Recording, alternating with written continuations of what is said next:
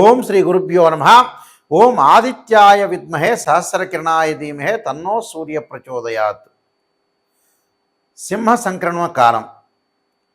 సూర్య భగవానుడు సంవత్సరం తర్వాత తన సొంత రాశి అయిన సింహరాశిలో ప్రవేశంతో సింహ సంక్రమణం అనేది ప్రారంభమవుతుంది. ఆగస్టు 16వ తారీఖున నుండి సెప్టెంబర్ 16వ తారీఖు వరకు కూడా సూర్యభగవానుడు సింహరాశిలో ఉండటం వల్ల ద్వాదశ రాశుల వాళ్ళకి ఏ విధంగా ఫలితం ఉండబోతుంది. ఆగస్టు 16వ తారీఖు శుక్రవారం రాత్రి 7:44 నుండి మఖా నక్షత్రం ప్రథమ పాదంలో సూర్యభగవానుడు ప్రవేశంతో సింహ సంక్రమణం ప్రారంభమవుతుంది.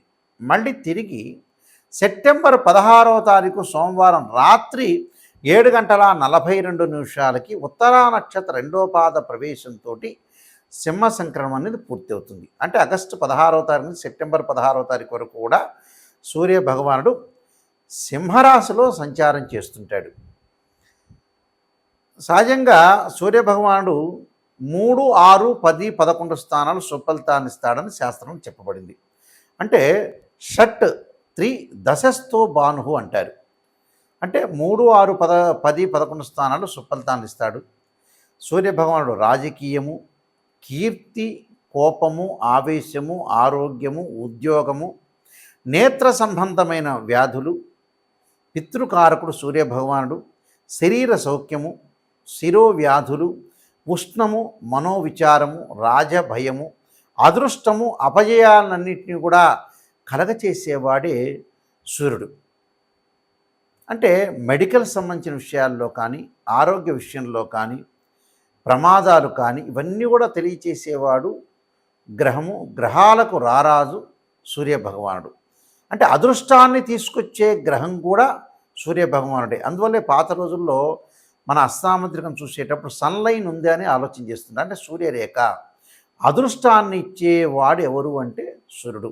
అంటే ఉద్యోగ భద్రత, నిరుద్యోగులకు ఉద్యోగాలు రావటం ఇవన్నీ కూడా మనకు సూర్యభగవానుడు వల్లనే అవుతుంది. ఈ సూర్యభగవానుడు అన్ని రాశులకి ఏ విధంగా ఉందో ఒక్కసారి మనం పరిశీలన చేద్దాం. కన్యారాశి వాళ్ళకి వ్యయంలో రవి యొక్క సంచారం వల్ల సంతోషంగా ఉంటారు. వీళ్ళు మంచి ఆదాయాన్ని, ఉద్యోగంలో పురోగాభివృద్ధి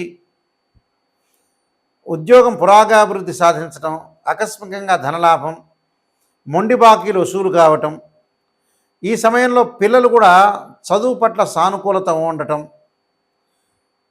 దాని తర్వాత సంతోషకరమైన ఫలితాలు, సంతానం ద్వారా శుభవార్తలు, వివాహాది శుభకార్యక్రమాల్లో పాల్గొనటమే కాదు, వివాహాది శుభకార్యక్రమాల్లో వీళ్ళు పాల్గొనటమే కాకుండా వేరే వాళ్ళని కూడా పాల్గొనేటట్టు చేయటం, ఆ వివాహ శుభకార్యక్రమం వాళ్ళ అమ్మాయికి కానీ అబ్బాయికి కానీ సంబంధాలు అక్కడక్కడే చూసుకునే అవకాశాలు, ఆ బంధువుల్లో ఎవరొకళ్ళు మిత్రులు ఉంటారు కదా, మా అమ్మాయిని ఇస్తాం, మా అబ్బాయిని ఇస్తాం అనేది మాట్లాడుకునే అవకాశాలు ఎక్కువగా ఉంటాయి.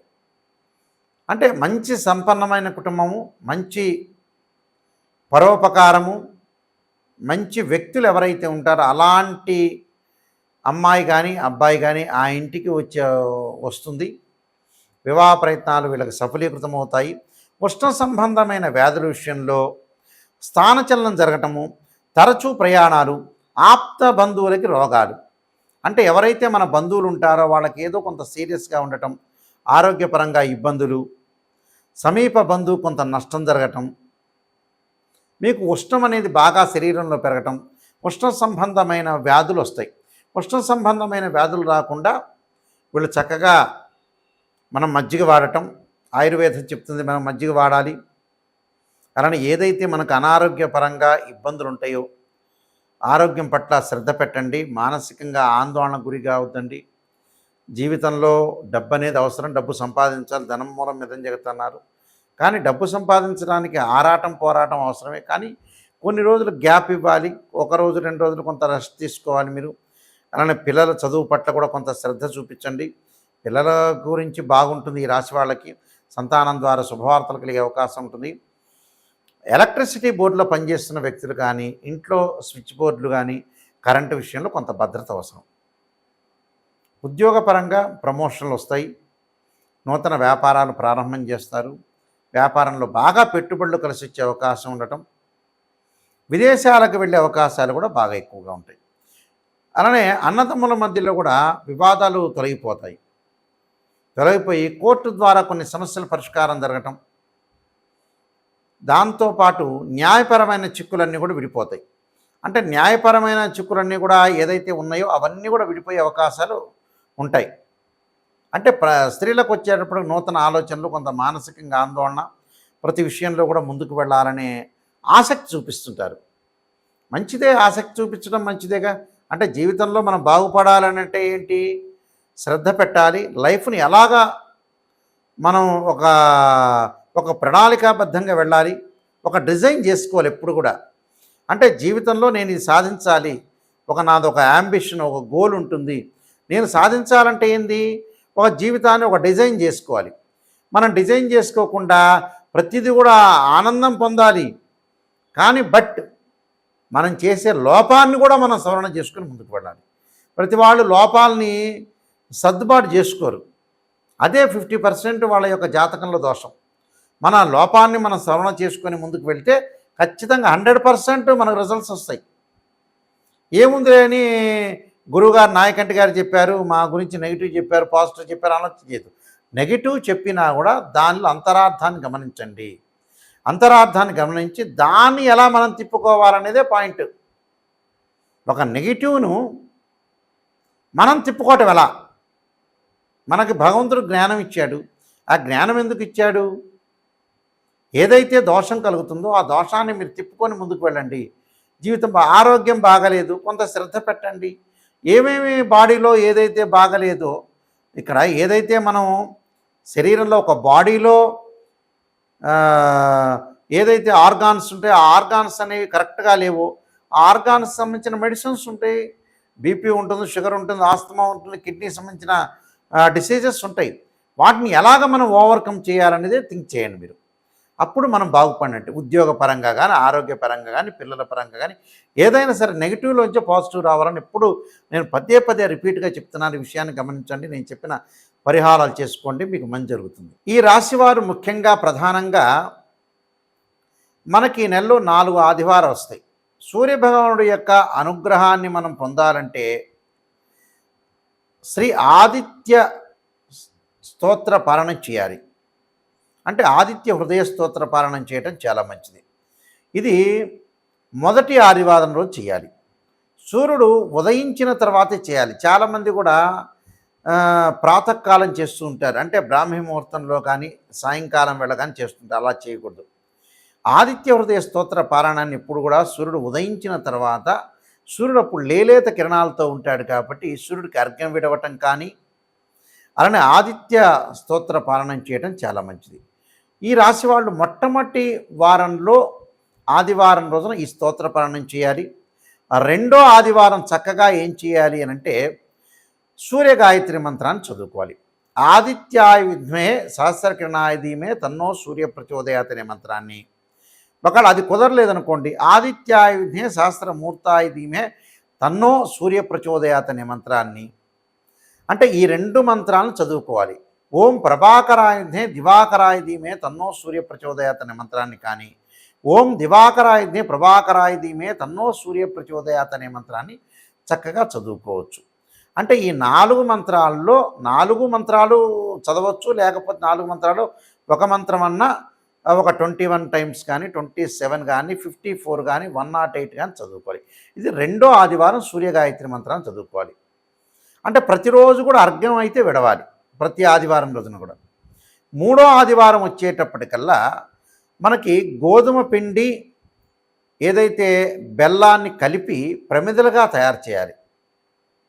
అంటే గోధుమ పిండి అయినా తయారు చేసుకోవచ్చు, లేదా గోధుమ పిండిలో బెల్లాన్ని కలిపి చక్కగా 2 ప్రమిదలు చేసి దానిలో ఆవు నెయ్యి వేసి ఒత్తులు వేసి దీపారాధన చేయాలి. దీపారాధన చేసి ఎక్కడ చేయాలి? గుళ్ళో అయినా దీపారాధన చేసుకోవచ్చు. అలా తయారు చేసి మన ఇంట్లో అయినా సరే సూర్యుడు ఉదయించిన తర్వాత అలా దీపారాధన చేయటం చాలా మంచిది.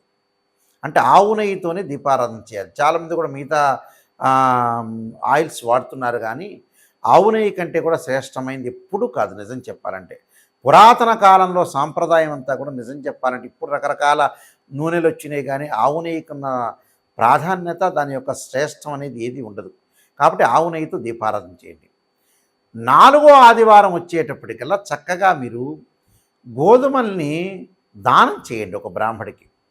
ఒకవేళ అది కుదరలేదనుకోండి, గోధుమలు నానబెట్టి ఆవుకు పెట్టండి. ఇది మీరు చేయాల్సింది విషయం. ఇంకా విశేషంగా మీరు చేయదలుచుకున్నారనుకోండి, గోధుమ రవ్వతోటి ఏదన్నా సరే ప్రసాదం చేసి ఒక దేవాలయంలో ప్రధాన అర్చకులకు ఇవ్వండి. ఇస్తే వారు ఏం చేస్తారంటే చక్కగా అందరికీ కూడా గోధుమ రవ్వతో నైవేద్యాన్ని భక్తులందరికీ కూడా పంచే అవకాశాలు ఎక్కువగా ఉంటాయి.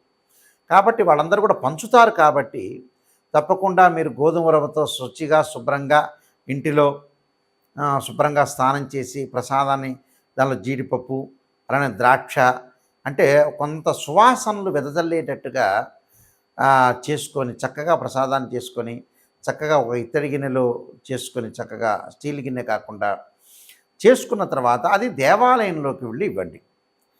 ప్రధాన అర్చకులు గారు ఉంటారు కదా, వారికి ఇచ్చేస్తే వారు నైవేద్యం పెడతారు.